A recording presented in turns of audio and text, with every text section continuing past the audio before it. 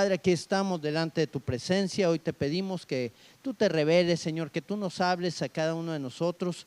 Cuánto necesitamos, Señor, de ti, cuánto necesitamos conocer cada día más de ti, Señor, entender tu voluntad, entender tu propósito para nuestras vidas, Señor, y caminar en ese propósito. Yo te pido, Señor, que tú nos hables, Señor, en esta hora, que tú te reveles a través de tu palabra, Señor, que tú hables también a mi vida, Señor, para poner en el corazón de tu pueblo, de tus hijos, ese mensaje que tú quieres llevar a que dé fruto, Señor.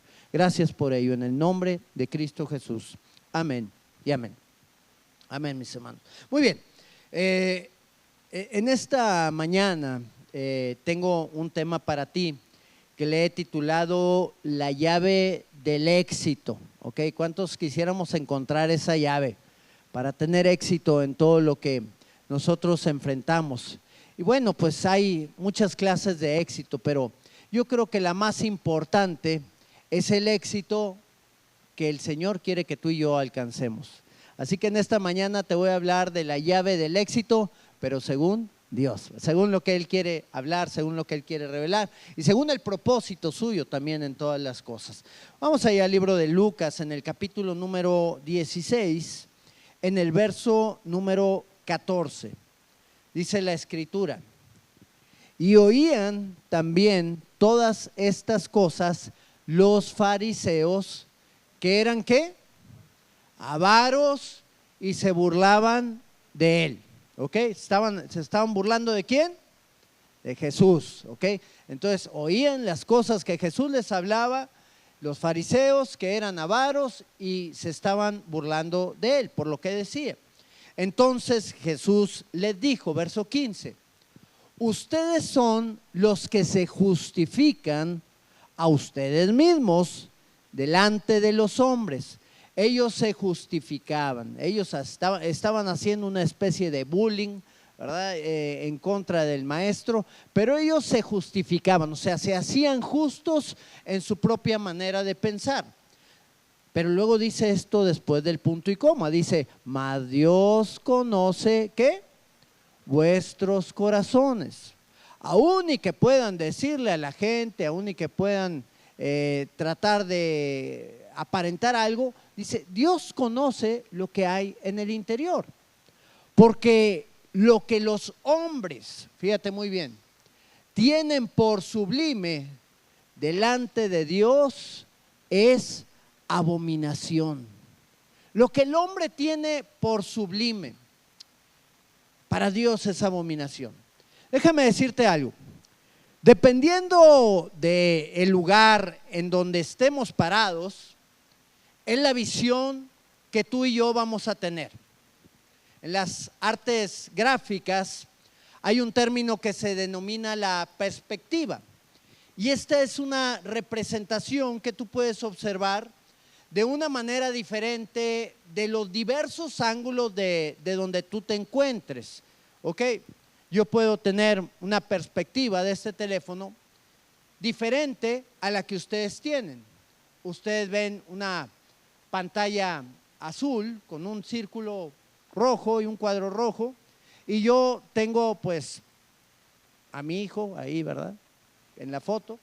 Tengo una perspectiva diferente, una manera diferente de ver las cosas a través de lo que yo estoy observando.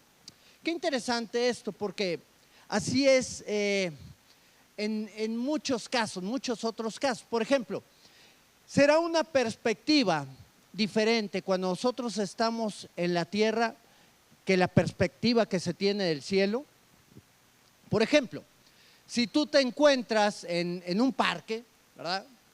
Aquí en la ciudad de Monterrey, ahí caminando o andando por Fundidora, paseando en las bicicletas. Esta semana fuimos a las bicicletas ahí que te rentan, y estábamos paseando y dando la vuelta, y bueno, la perspectiva de todo esto pues es muy bonita, ¿verdad? Se ve muy padre, se ve muy bien dentro de lo que yo puedo observar.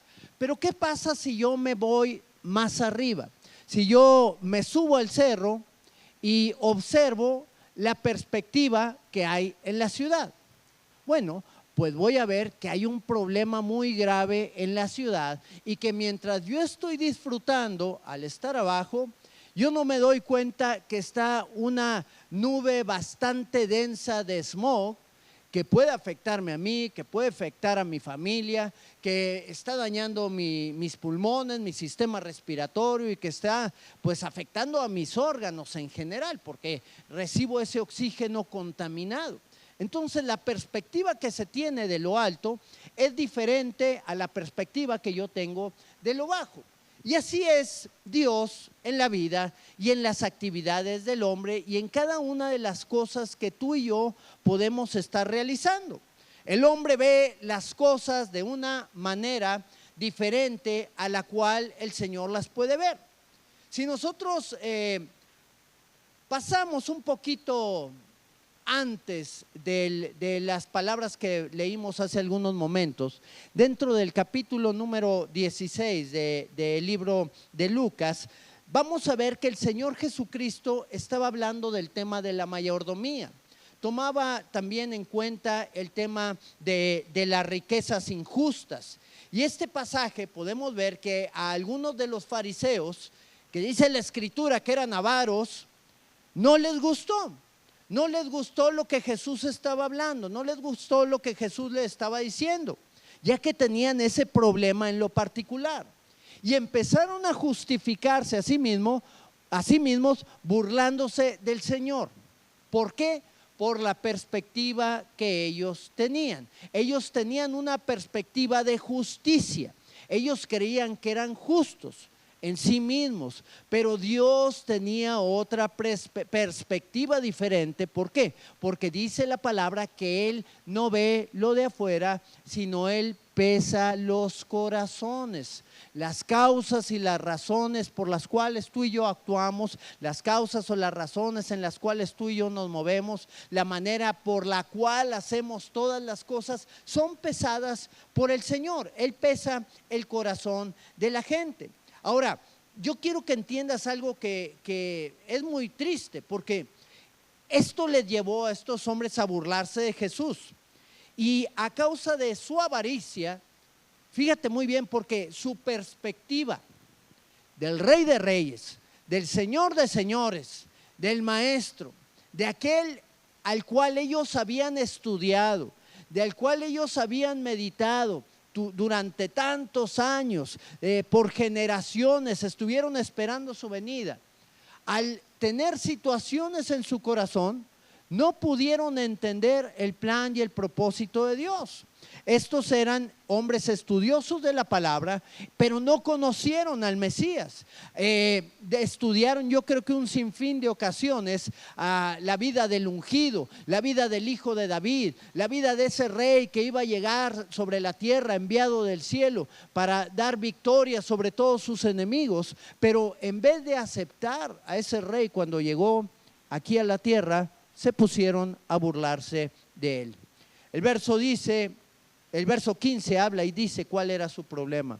Su problema era el corazón. No era lo que ellos sabían, no era lo que ellos conocían. El problema radicaba en el corazón. ¿Por qué? Porque había cosas que eran sublimes para ellos. Había cosas que para ellos eran el éxito. ¿Y cuál era ese éxito que ellos anhelaban o soñaban? Pues las riquezas.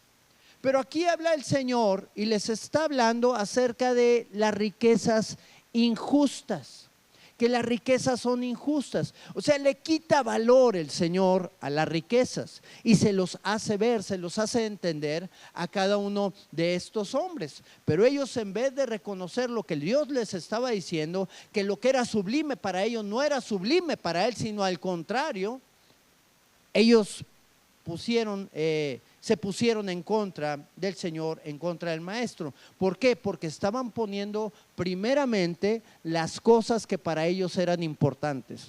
Pusieron para ellos las riquezas en primer lugar que al Señor. Ellos tenían una perspectiva incorrecta del éxito. Tenían una perspectiva incorrecta de los objetivos y metas que nosotros tenemos que alcanzar en la vida. Estaba conversando en esta semana acerca del éxito con algunas personas y mencionaban de algunas personas que habían alcanzado el éxito en su vida y este éxito, bueno, pues se veía reflejado por las empresas que tenían, por el puesto que habían alcanzado en determinada organización fuerte y yo veía como que todo un enfoque guiado hacia el punto de alcanzar riquezas. La pregunta es, ¿será realmente el éxito alcanzar riquezas?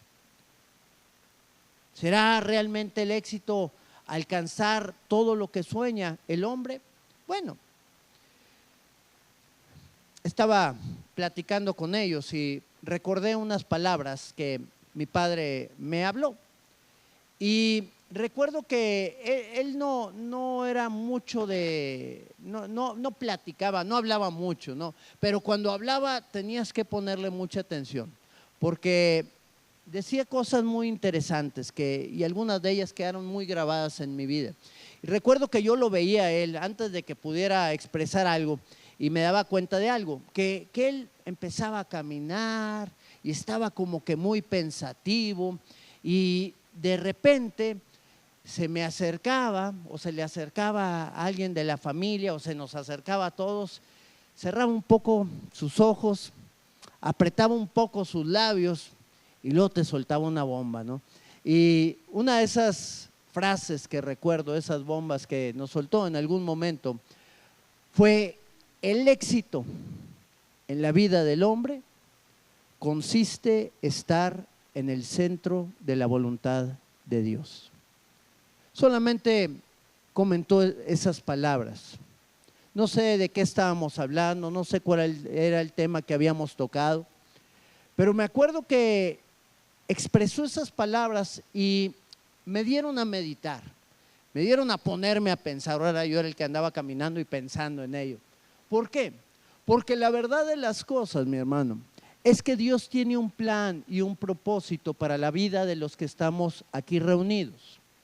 Y el verdadero éxito que nosotros podemos alcanzar es hacer no lo que nosotros queremos, no para lo cual hemos estudiado, no para lo cual hemos trabajado, sino cumplir el propósito y el objetivo que Él nos ha dado, para el cual nos formó y para el cual nos dio dones y talentos para que pudiéramos desarrollarlos y pudiéramos cumplir lo que Él tenía preparado para nosotros. Jesús lo expresó en este pasaje: lo que para el hombre es alcanzar el éxito, para Dios no lo es. El deseo de Dios es que estemos cada uno de nosotros en el centro de su voluntad. Eso es lo que Dios anhela, eso es lo que Dios desea. Ahí es el mejor lugar en donde podemos estar. Vamos a ver algunos ejemplos, ¿ok? ¿Están listos? ¿Están preparados? ¿No se van a asustar? Muy bien. ¿Qué es lo que el hombre ve como sublime? ¿Qué es lo que Dios desecha? Vamos a ver algunas personas en las Escrituras que alcanzaron el éxito y ese éxito lo alcanzaron fuera de lo que muchos creen que pudiera ser el éxito correcto. Vamos a ver, ¿qué dice la gente? ¿Tú crees que alcanzar el éxito es tener una bonita familia? Cuando tenemos una bonita familia, ¿alcanzamos el éxito? Pregunto, ¿sí o no? Es un resultado, no es un objetivo. Pero ¿qué será lo mismo si no tenemos una bonita familia? Vamos a ver qué es lo que habla el Señor. Yo creo que la voluntad de Dios es que podamos disfrutar del matrimonio, ¿ok? Yo creo que la voluntad de Dios es que podamos disfrutar a nuestros hijos, enseñarlos, guiarlos en su voluntad, en todas las cosas que Él quiere. Pero para muchos esto es éxito familiar. Más que todo en una época donde hay tantos divorcios, donde hay tanta disfunción familiar, donde hay tantos problemas en el matrimonio. Entonces, una bonita familia para muchos es alcanzar el éxito en esa área. Pero ¿qué si el Señor no quiere que sea así? ¿Cómo? ¿El Señor no quiere que tengamos una bonita familia? ¿Será o no será? Bueno, vamos a ver en las Escrituras. Por ejemplo, el caso de Ezequiel. ¿Tú crees que el profeta Ezequiel tuvo éxito en su vida? ¿Sí o no? Que dice, ¿quién es el profeta Ezequiel, verdad? Bueno, el profeta Ezequiel es un profeta que estuvo en la deportación del pueblo de Jerusalén. Los que están en la oración saben quién es el profeta Ezequiel, hemos estado viendo ese libro, pero es el que estuvo en la deportación de Judá hacia Babilonia. Y él fue deportado. Jeremías se quedó en Jerusalén, pero Ezequiel fue deportado hacia Babilonia y él estuvo allá. Y él estuvo profetizando la palabra del Señor. Y fíjate lo que dice el capítulo 24 de Ezequiel, en el capítulo número 15. Vamos a leer hasta el verso 18. Vino a mí palabra de Jehová diciendo. Hasta aquí todo bien. Qué bueno, ¿cuántos quieren que el Señor les hable? Gloria al Señor. Ahí va lo que el Señor le dijo. Hijo de hombre, he aquí que yo te quito de golpe el deleite de tus ojos. No endeches, ni llores, ni corran tus lágrimas. Verso 17. Reprime el suspirar, no puedes ni suspirar. No hagas luto de mortuorios. Ata tu turbante sobre ti y pon tus zapatos en tus pies. No te cubras de rebozo, porque así se ponían en el luto, ni comas pan de enlutados, pan de muertos, ¿verdad? Desde ahí estaba ese pan de muertos. Verso 18, y aquí va lo grave. Hablé al pueblo por la mañana esas palabras, y a la tarde murió mi mujer, y a la mañana hice como me fue mandado. Mi hermano, Ezequiel no tenía 80, 90 años en este entonces. El Señor le quitó el deleite de sus ojos. No estaba ni emproblemado, tenía una bonita familia. Todo estaba bien, todo estaba en orden. Dijo el Señor que a los que se fueran a Babilonia, Él iba a tener cuidado de ellos. Entonces iban con un grupo que el Señor les iba a guardar y les iba a sostener. Pero el propósito de Dios en este momento, en este caso, no fue que Ezequiel tuviera bonita familia. Yo creo que tenía alrededor de 40 años, de acuerdo a la fecha que hay de nacimiento en él, que ha sido estudiada, y el tiempo que llevaba en la deportación. Tenía alrededor de 40 años, entonces su esposa andaba más o menos similar o un poquito más joven.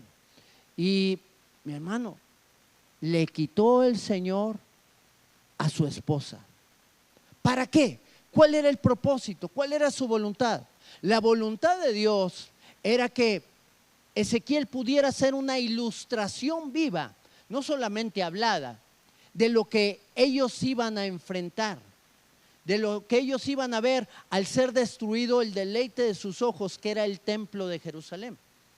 Entonces el Señor dice, así como Ezequiel no va a llorar, así como Ezequiel no va a comer pan de enlutados, así como Ezequiel no se va a cubrir su cabeza y se va a levantar y se va a poner su ropa como si nada hubiera pasado, así ustedes se van a levantar, se van a poner sus zapatos y se van a ir sin llorar por el templo, que era el deleite de los ojos del pueblo, y se van a ir a la tierra de Babilonia. Y esta fue la razón por la cual el Señor le quitó de tener una familia bonita a Ezequiel.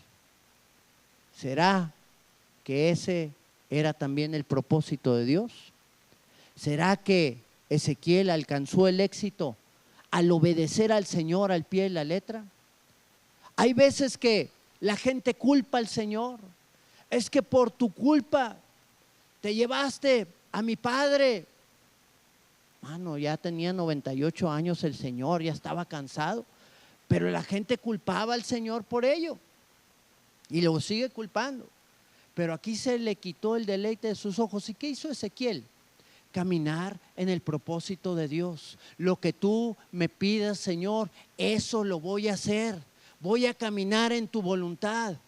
No voy a observar qué es a lo que la gente le parece bien o a lo que la gente le parece mal. Yo voy a hacer lo que tú me estás pidiendo al pie de la letra. Eso es éxito, mi hermano. Hubo otro profeta llamado Oseas. ¿Qué le dijo Dios a Oseas? Vamos al capítulo 1, en el verso número 2. Te lo voy a leer en la Nueva Traducción Viviente. Dice: cuando el Señor le habló por primera vez a Israel por medio de Oseas. Aquí está empezando el libro de Oseas, es el versículo número 2. Le dijo el Señor al profeta: ve y cásate con una prostituta, de modo que algunos de los hijos de ella sean concebidos en prostitución. Esto ilustrará cómo Israel se ha comportado como una prostituta al volverse en contra del Señor y al rendir culto a otros dioses. Este profeta era un hombre de Dios. Era un hombre que caminaba en su voluntad en todo tiempo y en todo momento. Un hombre que había decidido obedecerlo en todo, que se había guardado. Y el Señor le dice: Oseas, ya estás grandecito, ya es tiempo de que tú te cases, pero te vas a casar con una mujer prostituta. Ahora, no le dijo el Señor: te vas a casar con una mujer que estuvo en fornicación o estuvo en prostitución y que pues ya me pidió perdón y ya fue restaurada y ya está caminando en mi voluntad, te vas a casar con ella. Pues hay muchos casos en donde el Señor ha levantado a mujeres y ha restaurado sus vidas y las ha puesto en matrimonios y han crecido y han desarrollado y han tenido hijos y han sido de bendición también. Incluso hay pastoras que conocemos que han pasado por ese proceso y que Dios las sacó de la muerte y las puso en la vida. Pero qué interesante es que aquí no era así. Esta mujer era prostituta, seguía haciéndolo, estaba caminando fuera de la voluntad totalmente. Y el Señor le advierte y le dice: ¿y sabes qué? Esta mujer va a tener hijos casada contigo, andando en esta labor, en esta profesión. Qué bonita familia, diría, ¿quién era? Pompín Iglesias. ¿Sería exitoso Oseas? ¿Sería exitoso su matrimonio? Puedes leer el libro de Oseas y puedes darte cuenta. Habla de esa experiencia, de cada uno de los hijos que tuvo. Tuvo unos hijos de Oseas y otros que dice, pues no sé ni de quién es. Así les ponía por nombre. Y mi hermano, este hombre alcanzó el éxito según Dios. ¿Por qué? ¿Por qué alcanzó el éxito según Dios? Porque él estuvo viviendo en el centro de su voluntad. En el centro de su voluntad es donde está el Señor. En el centro de su voluntad es donde Él nos guía en las pruebas, en las adversidades. Y tú y yo vamos a tener que enfrentar luchas y vamos a tener que enfrentar adversidades haciendo la voluntad de Dios para que su obra y su propósito se cumplan. Porque esto que el Señor estaba hablando iba más allá de lo que Él pensaba o de lo que Él creía o de lo que iba a suceder en su corto espacio de tiempo en este mundo. El Señor ve más allá del corto tiempo que nosotros vamos a tener aquí en la tierra. El Señor ve por la eternidad, y no solo la nuestra, sino la eternidad de todos los que están alrededor nuestro. Y el Señor le pidió a Oseas que hiciera esto porque a alguien se lo tenía que pedir, y pues no se le iba a pedir a alguien que no quisiera hacer su voluntad. Alguien tenía que pagar el precio. La pregunta es: ¿estás tú dispuesto a pagar el precio? ¿Estamos realmente dispuestos a alcanzar el éxito?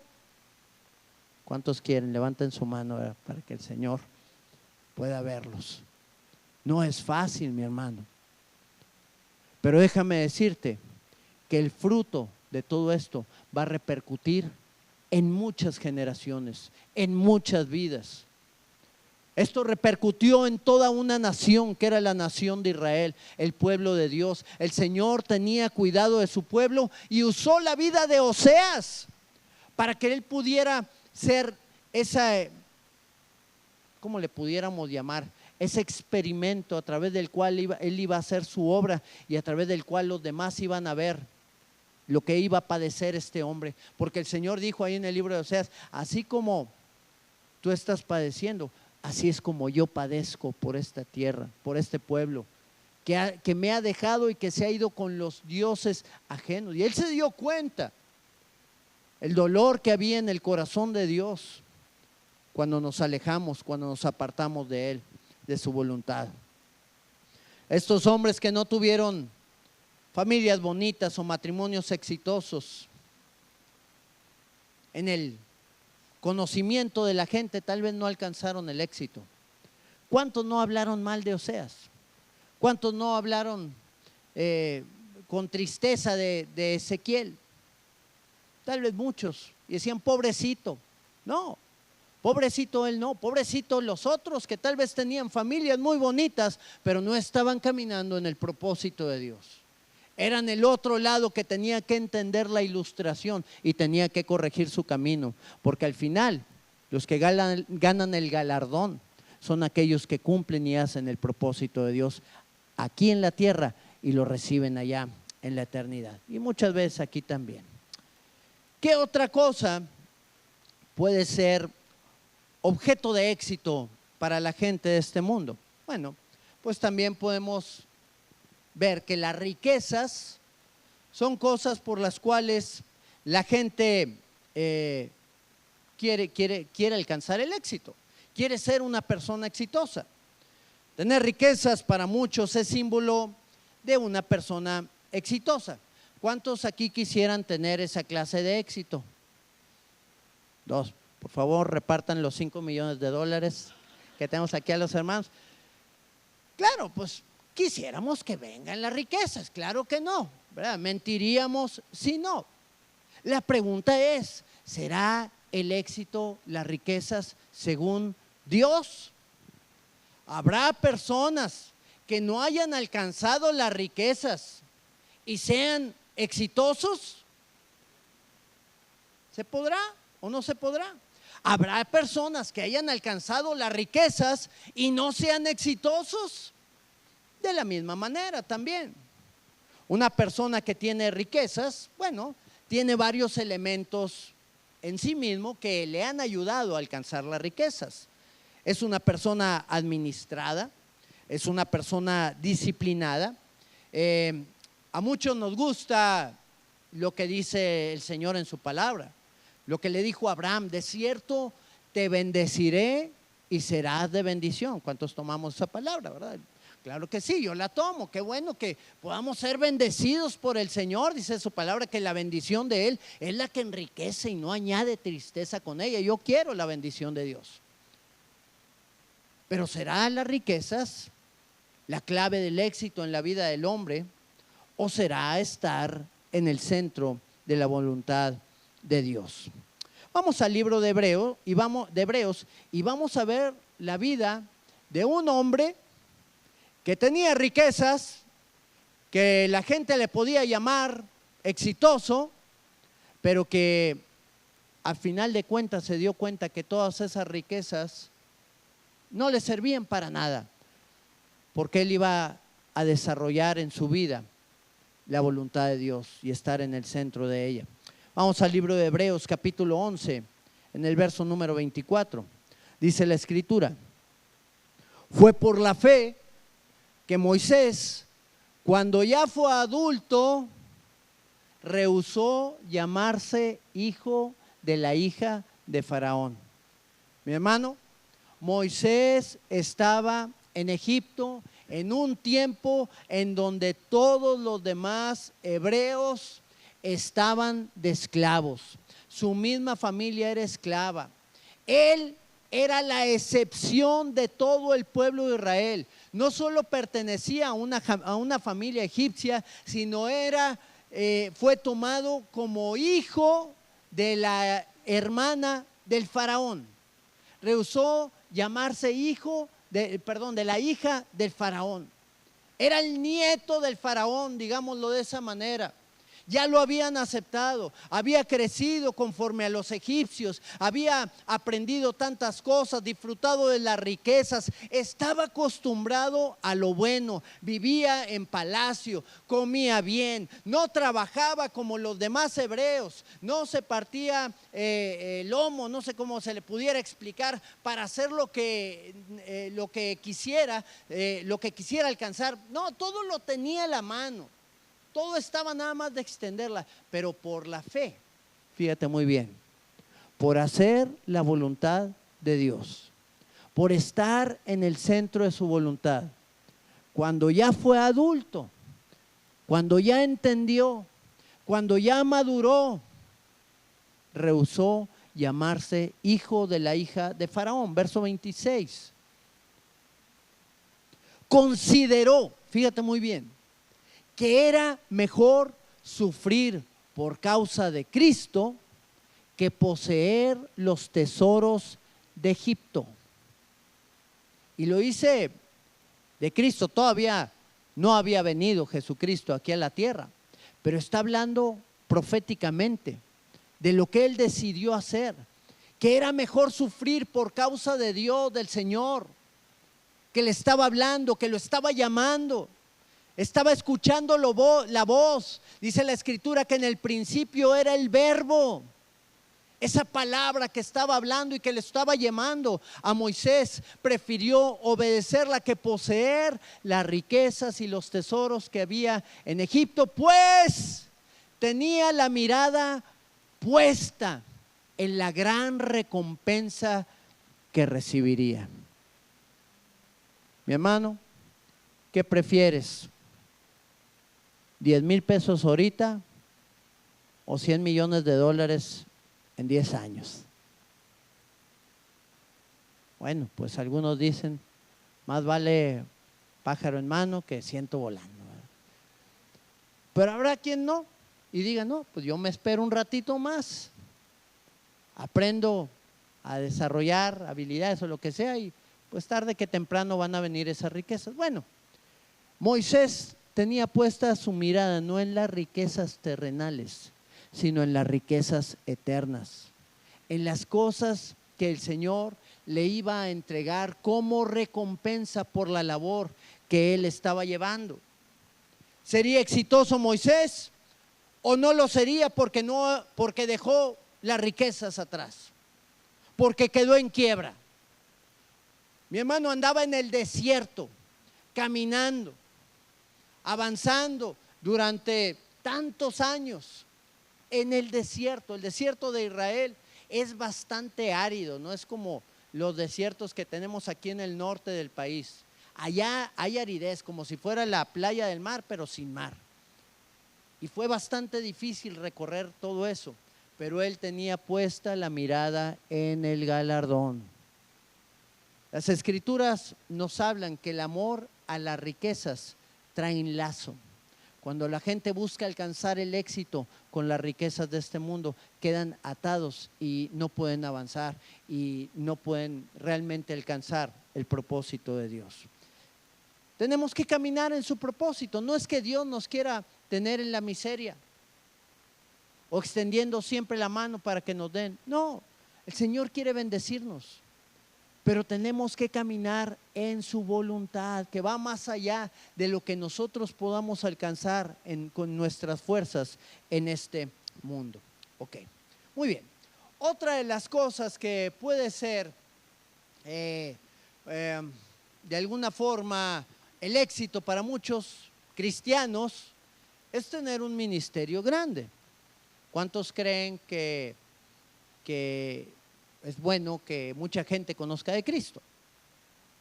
Y si es por nosotros, pues qué mejor.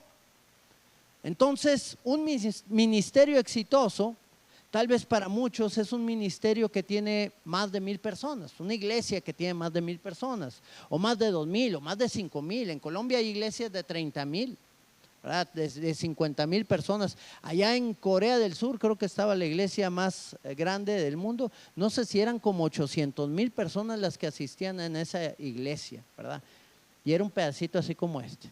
No, quién sabe cómo era, pero era una iglesia grande, me imagino. Pero 800,000 personas que asistían en los diferentes días a esa congregación. ¿Será eso el éxito realmente? Bueno, en el ámbito cristiano muchos piensan de esta manera. La pregunta es, ¿el éxito en el ministerio se mide en la cantidad de personas a las que le predicas? ¿En las cosas que tú haces con lo que Dios te ha dado? Ahorita estoy hablando de iglesias, tal vez pudiera ser una plática entre pastores, pero Dios tiene un ministerio también para cada uno de nosotros. Y Dios nos ha llamado en particular a hacer cosas para el reino de Dios, para extender el reino de Dios. ¿Será que si yo tengo tal vez un grupo de personas a las que le estoy compartiendo la palabra del Señor y este grupo empieza a crecer, pues significa que estoy teniendo éxito? ¿O qué será el éxito en lo particular? ¿Qué diría el Señor de Felipe? ¿Tú crees que Felipe, el discípulo, fue una persona exitosa? Bueno, si yo te dijera que el Señor sacó a Felipe de un avivamiento para llevarlo a compartirle a una persona, ¿sería una persona exitosa?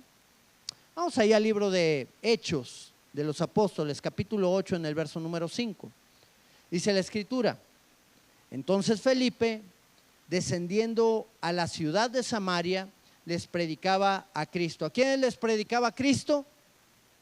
¿A quiénes? A los samaritanos, ¿verdad? Ok. Verso número 6. Y la gente unánime escuchaba atentamente las cosas que decía Felipe, oyendo y viendo las señales que hacía. Fíjate muy bien, ahí en el verso número 7.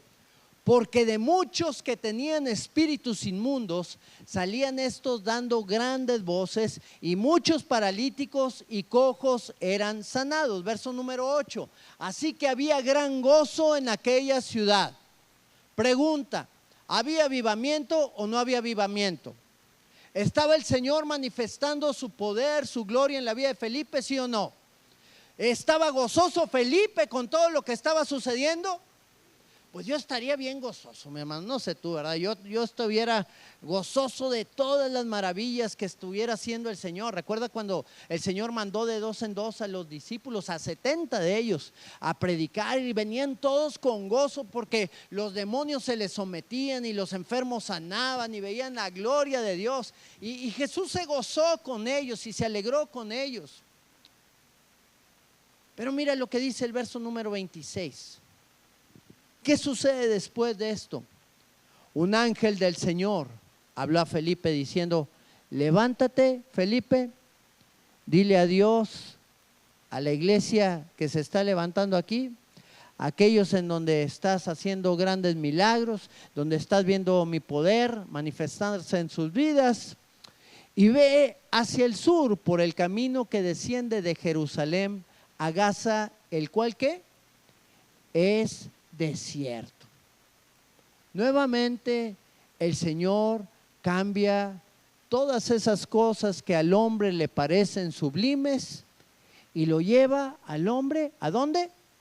Al desierto, así como a Moisés, donde no hay nada, donde solamente está Él, donde está su presencia, donde está su gloria. Ahí en el verso número 29 dice: y el Espíritu, porque cuando el Señor nos manda, el Señor nos acompaña en todo lo que nos está mandando. Y el Espíritu dijo a Felipe: acércate y júntate a ese carro. Iba pasando un carrito con caballos, me imagino, y ahí va un etíope. Y este etíope estaba leyendo la Biblia y se le acerca a Felipe y le dice: oye, ¿entiendes lo que estás leyendo? Y dijo el etíope: ¿Y cómo voy a entender si nadie me explica? Ah, déjame te explico. Y le empieza a hablar Felipe del profeta Isaías, del capítulo que estaba leyendo, y de la profecía que estaba dando Isaías respecto al Mesías que iba a llegar. Y dio pie para llevarlo a los pies de Cristo y poderle recordar esas palabras que el maestro nombró y dijo: el que creyere y fuere bautizado, este será salvo. ¿Y qué le dijo el etíope? ¿Y qué impide que yo sea bautizado? Ahí hay un charquito de agua. Bueno, pues nada, vamos. Y ahí lo bautizó, le dio el curso prebautizos. Ahí en ese instante Felipe al eunuco, y el eunuco se fue y el Señor tomó a Felipe y se lo llevó para otro lado. Qué interesante, porque cuenta la historia que este hombre levantó la iglesia allá en Etiopía. Fue un instrumento en las manos de Dios para llevar el evangelio a Etiopía, y que ahí se desarrollara también la iglesia cristiana que mucho tiempo después se levantó. Bueno, yo recuerdo la vida de los apóstoles, como el apóstol Roger en algún momento llegó a los pies de Cristo y se metió a un seminario, estudió en el seminario, se fue misionero a Perú. Estando en Perú regresó acá a la ciudad de Monterrey. Su padre era pastor de la iglesia Union Church, que todavía está. Ahorita es su hermano Roberto Wolcott, el pastor de esa congregación. Y él estaba ahí en ese lugar y empezaron a compartir en su casa el evangelio a gente alrededor de sus vidas. Y eran algunas personas que tenían cierta capacidad económica. Y estas mujeres, la esposa que estaba compartiendo, o sea, la esposa la que les compartía, dijeron: pues, ¿qué si traemos a nuestros hijos y que les comparta el apóstol Roy, el pastor Roy? Y dijo: bueno, tráiganlos. Y trajeron a los hijos y empezó a crecer el grupo, hasta que dijeron: bueno, necesitamos ya salir de la casa porque no cabemos. Y fueron a la iglesia Union Church. Y estando en la iglesia Union Church, él llegó a crecer el grupo más que la iglesia, porque la iglesia Union Church es una iglesia para americanos. Los americanos que estaban aquí se llevaban los servicios en inglés, pues tenían su servicio en inglés y luego venía el servicio en español. Y ya dejaron de caber ahí. Y le dijo el pastor, que era el padre, le dijo: yo creo que es necesario que tú te muevas hacia otro lugar. Y había estado orando por un castillo que veía allá por la carretera, que estaba abandonado. Y un día en esa oración la expuso delante del grupo de mujeres que estaban ahí en ese lugar. Y una de ellas dijo: mi esposo es el dueño de ese castillo, de ese lugar, de ese terreno. Déjame, le digo, a ver qué puede pasar. Y le dijo, y dijo el esposo: pues nada más que limpien, porque ya estaba bien abandonado el lugar, y arreglen. Total, ahí comenzó el ministerio de Castillo del Rey. Ahora, el Castillo del Rey, el ministerio estaba creciendo exponencialmente. La gente estaba convirtiendo, había milagros, había prodigios que el Señor estaba manifestando. Y el apóstol Roy dijo: ya no cabemos en este lugar. E hicieron otro al lado para 1000 y cacho de personas. Llegó el momento en donde tampoco ese lugar fue suficiente. Atrás de lo que ustedes están viendo había un terreno muy grande y se proyectó un edificio para 5000 personas. Y ahí el Señor le detuvo. Ya estaban los planos, ya estaban los recursos para poder comenzar ese edificio, y el Señor le dijo: espera. Dice el pastor Roy, él comenta, dice: ¿cuándo te dije yo que tú tenías que tener una mega iglesia? ¿Cuándo te dije yo que tenías que tener un edificio muy grande para albergar a muchas personas? En ese entonces había alrededor de 5 o 6 misiones, que le llamaban áreas, que se reunían por la tarde.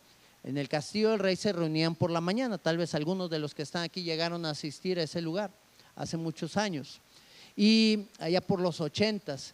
Y el Señor le puso que el Castillo del Rey debía dejar de funcionar por las mañanas para dar pie a las congregaciones o a las misiones, les decían castillitos, que estaban reuniéndose por la tarde y que pudieran desarrollarse y él tomar un ministerio diferente, ya de pastor, de pastores.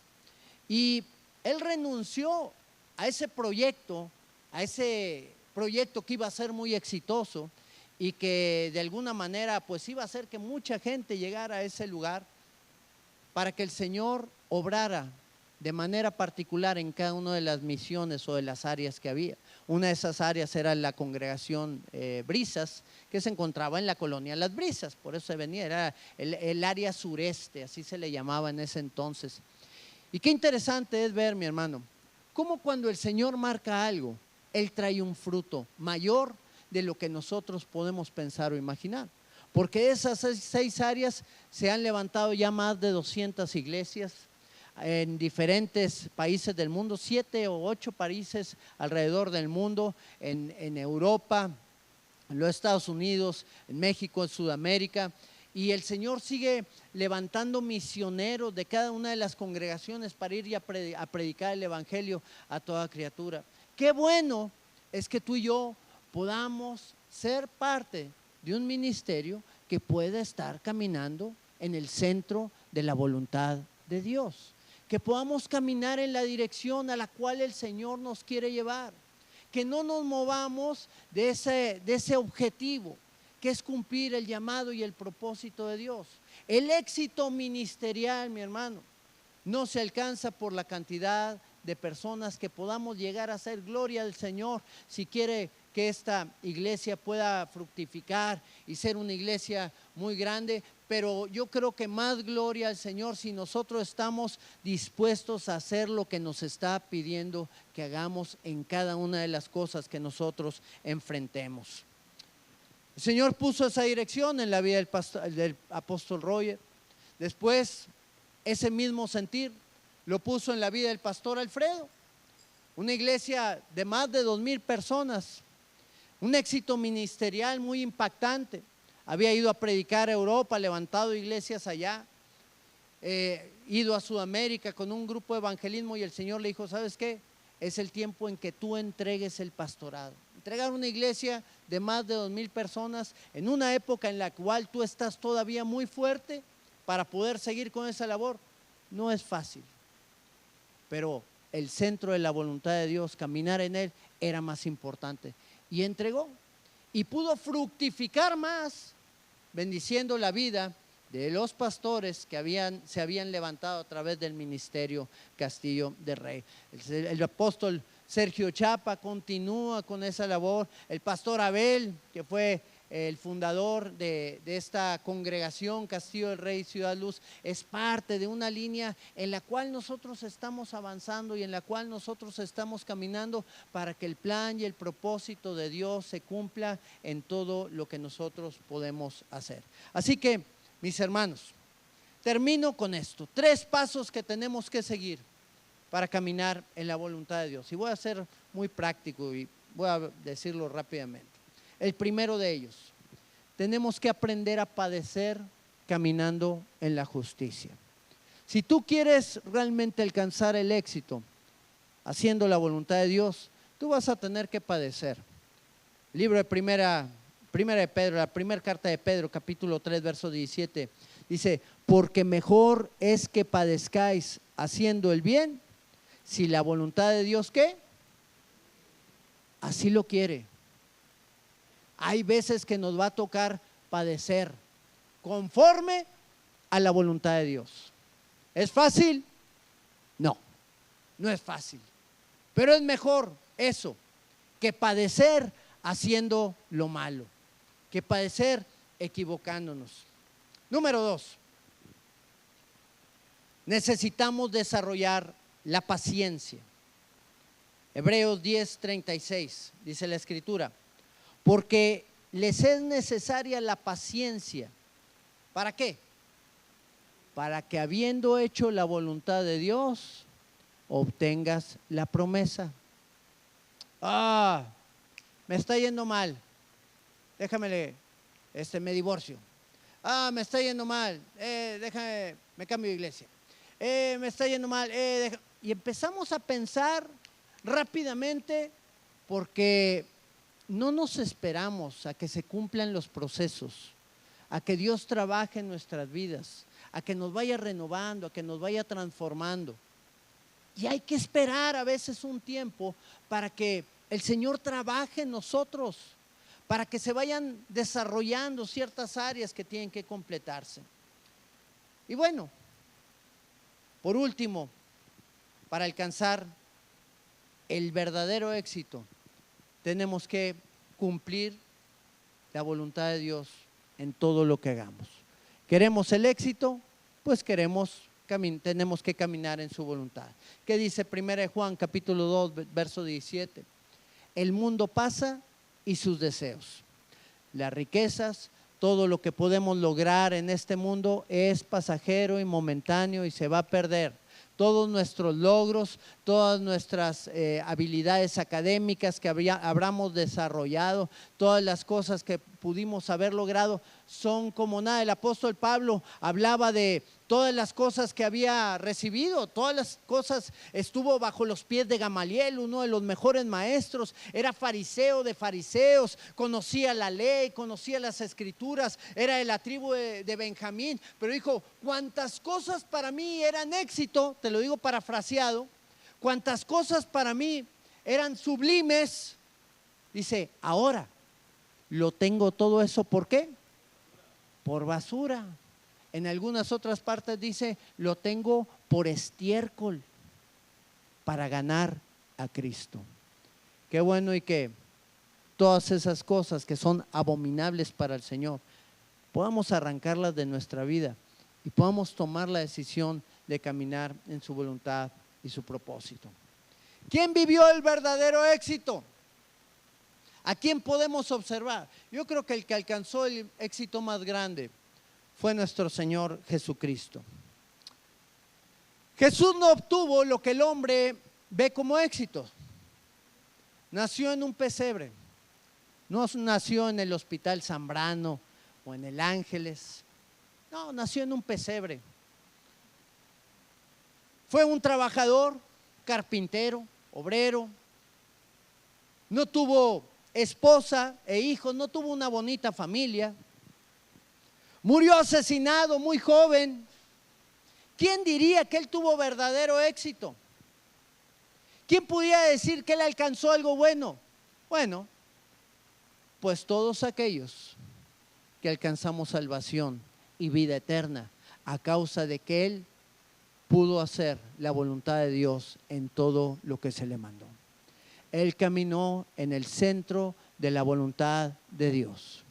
No importa lo que padeció, no importa lo que enfrentó. Termino con este pasaje, Juan 6:38. Y él mismo está hablando y diciendo, porque he descendido del cielo no para hacer mi voluntad, sino la voluntad del que me envió. Así que mi hermano, tenemos otra opción, tenemos otra salida. ¿Qué es lo que vamos a hacer? ¿Qué es lo que vamos a alcanzar? Pues lo que Dios quiera que alcancemos, lo que Dios quiera que hagamos, lo que Dios quiera desarrollar en cada uno de nosotros. Que el poder de Dios se manifieste en todo lo que hacemos. Que la mano de Dios trabaje en nuestras vidas en este tiempo.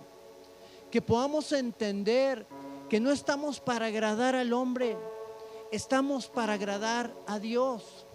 Y cuando lo entendemos y caminamos al 100% en su voluntad y hablamos de la misma manera como Jesús habló, yo he nacido en este tiempo, en esta época, no para hacer lo que yo quiero, sino para hacer lo que Dios quiere.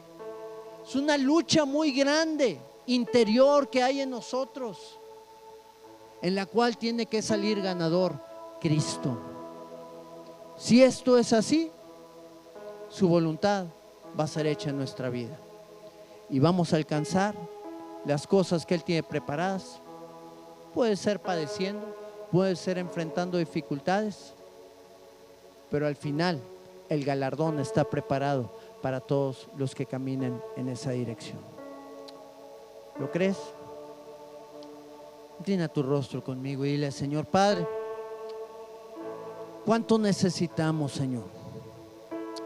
Entender que las cosas más grandes de la vida son aquellos que tú has marcado para cada uno de nosotros. Entender que todo lo que nosotros podemos alcanzar, Señor, no se compara en ningún momento con lo que tú quieres que nosotros lleguemos a tener, Padre. Tu voluntad es perfecta, tu voluntad es buena, tu voluntad es agradable. Y cuando la podemos seguir, Señor, podemos ver también tu mano poderosa actuando y obrando en cada uno de nosotros. Ayúdanos, Señor, a ser sensibles a tu voluntad. Ayúdanos a ser sensibles a tu voz, para no desviarnos ni un solo momento, Señor, de las cosas a las cuales tú nos has llamado, de las cosas que tú tienes preparadas para cada uno de nosotros, Señor.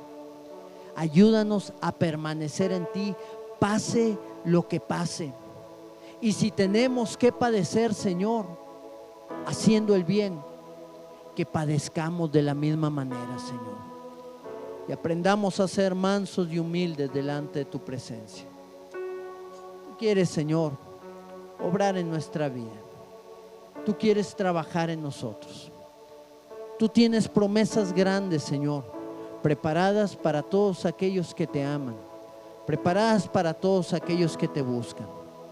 Y hoy, Señor, con un corazón contrito y humillado, venimos delante de tu presencia para que tú obres y trabajes, Señor, en cada una de nuestras vidas. Que podamos, Señor, apartarnos de todo lo que obstaculiza tu obra y tu propósito en cada uno de nosotros, Señor. Y puedas tú seguir trabajando, Señor. Somos obras inconclusas. Perfecciónanos, trabaja en nosotros. Nos falta tanto, Señor, para ser como tú, para tener tu carácter, para poder caminar en tu voluntad y en todo lo que tú nos llamas, Padre. Glorifícate en este tiempo. Mi hermano, yo quiero hacer un llamado en esta hora para que esas áreas en las cuales tú estás luchando, esas áreas en las cuales estás peleando inclusive con el Señor, puedan ser restauradas, para que ya no se haga más tu voluntad, sino que la voluntad de Dios sea perfeccionada en tu vida. Hemos entendido que el verdadero éxito radica en caminar en ese proceso de transformación, en ese proceso de santificación, en ese proceso de obediencia delante de su presencia.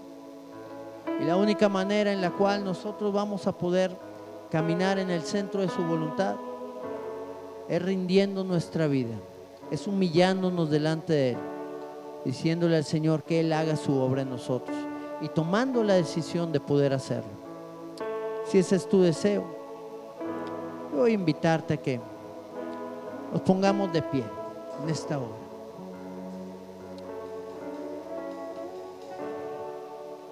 Voy a abrir el altar.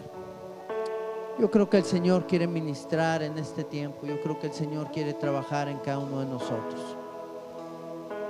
Si hay cosas que hay que ir dejando en el pasado para extendernos hacia el objetivo, al premio del supremo llamamiento en Cristo Jesús, vas aquí al altar y dile al Señor: Señor, yo quiero alcanzar lo tuyo. Yo quiero alcanzar ese éxito que es caminar en el centro de tu voluntad. No quiero el éxito que el hombre ve como sublime, sino aquello que tú tienes preparado para mi vida. Mientras adoramos y exaltamos el nombre del Señor, vamos a venir delante de su presencia.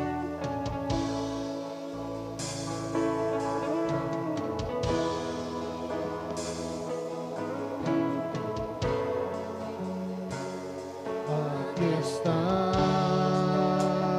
debemos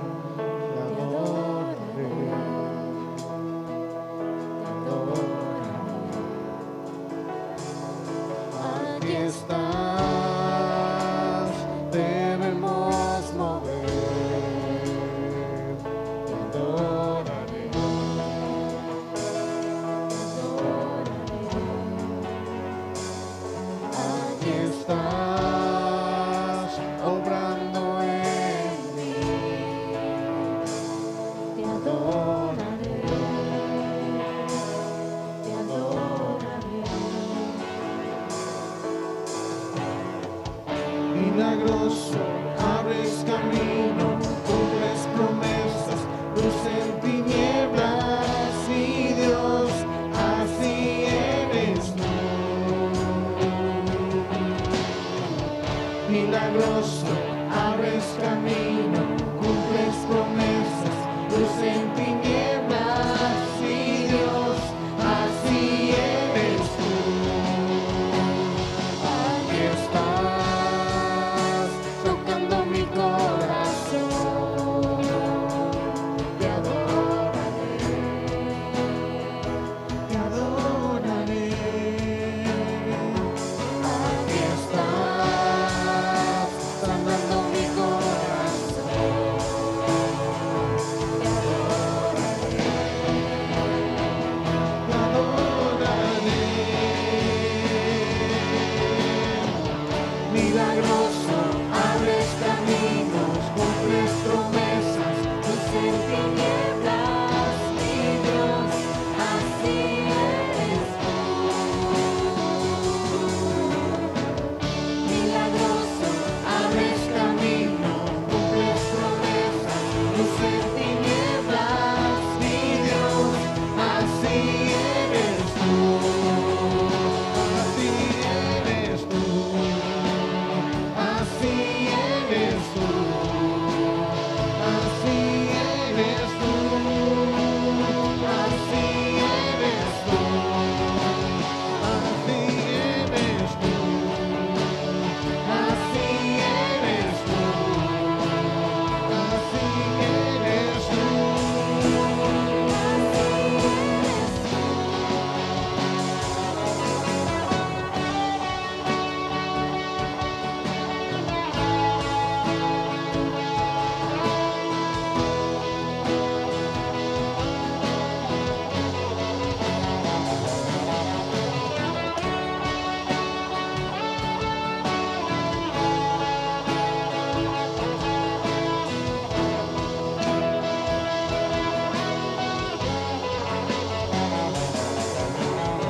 Aunque no pueda ver, estás sobrando.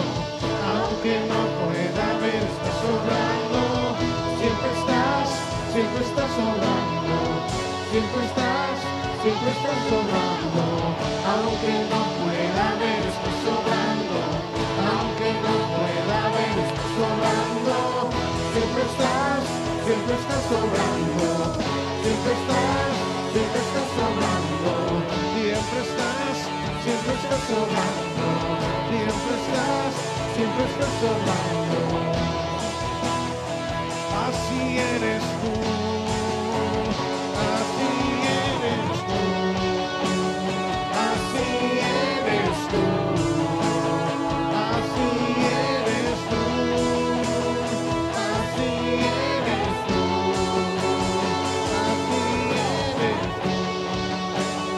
Así eres tú.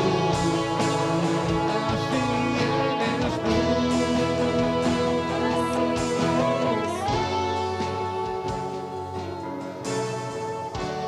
Oh Señor, trabaja, Señor, en cada vida, en cada uno de los que estamos aquí, Señor.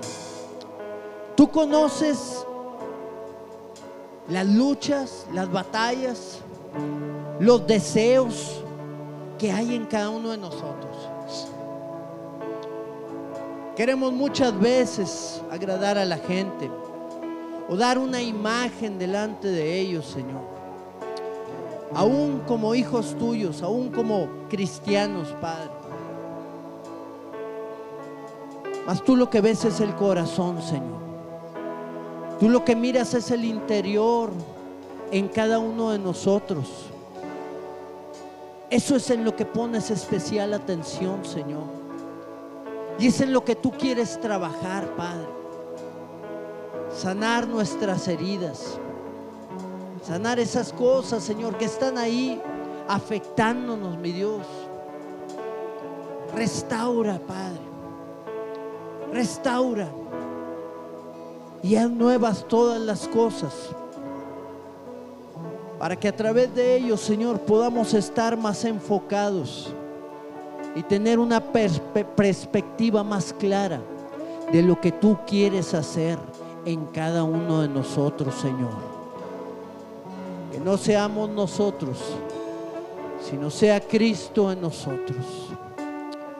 Obra con poder, Señor, y cumple tu propósito en nuestras vidas. Aunque no pueda ver, Señor, tú estás sobrando.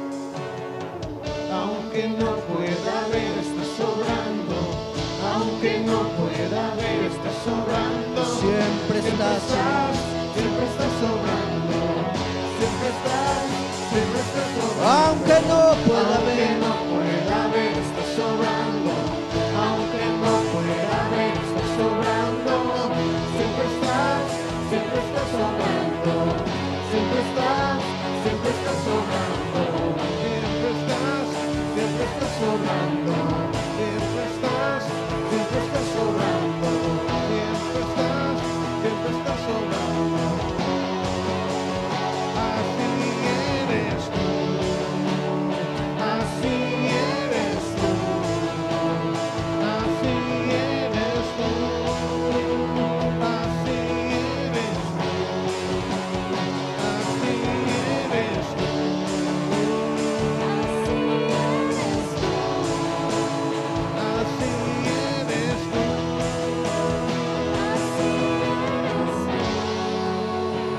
gracias, Señor. Te alabamos y te exaltamos.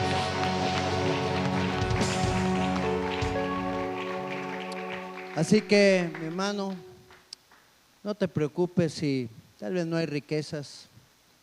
No te preocupes si no tienes una preparación académica muy alta. No te preocupes tal vez si no tienes una bonita familia, si no tienes un ministerio muy grande. Preocúpate si no estás caminando en el centro de la voluntad de Dios. Eso es lo que es muy importante. Aún si tienes todas estas cosas y no tienes esta última, no tenemos nada. De nada sirve agradar al hombre cuando lo que tenemos que hacer es alcanzar el éxito cumpliendo el propósito de Dios en nuestras vidas. Amén. Vamos a despedirnos en esta mañana, salir gozosos, amén, y ver la gloria de Dios en todo lo que hagamos.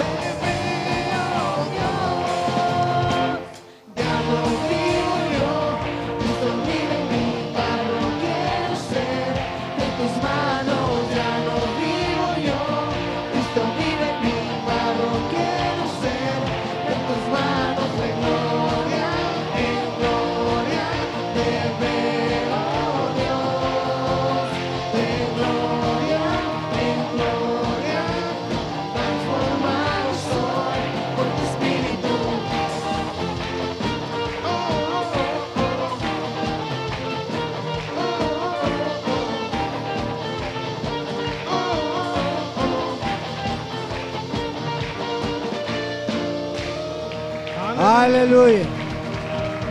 Amén. Mi hermano, que el Señor te bendiga abundantemente y que podamos caminar en el centro de la voluntad del Señor. Nos vemos en 3 semanas. Dios les bendiga.